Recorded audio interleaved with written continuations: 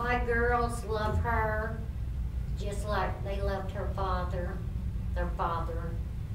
Her boys love me just, well, probably more than they did their father because of all the abuse they went through.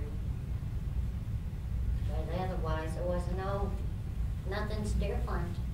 That's what, I mean, that's how I feel too, is that I feel like there's more similarities than differences. But I also recognize that I come from a different situation than perhaps what they do. And I think that, you know, you can't pigeonhole, but yet the challenges that most of the challenges I had were common everyday raising a teenager kind of problems, with all due respect for any teenagers here.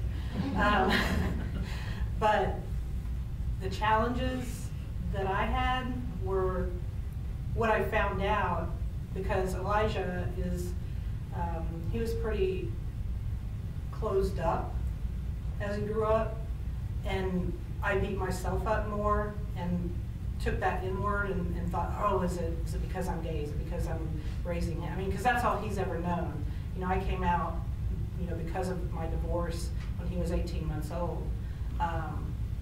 And he never knew me any other way.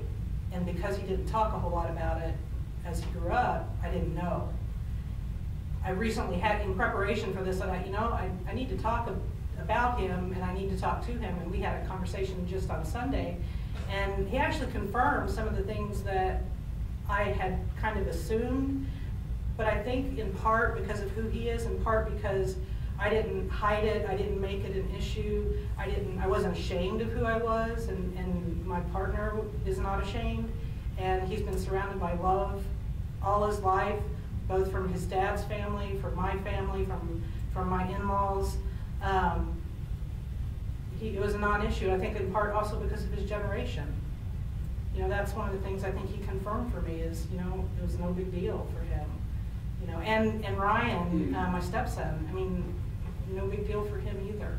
So I think a lot of it was more internalized. I can speak better about how I felt as a mom than I can really about how they felt because it was a non-issue for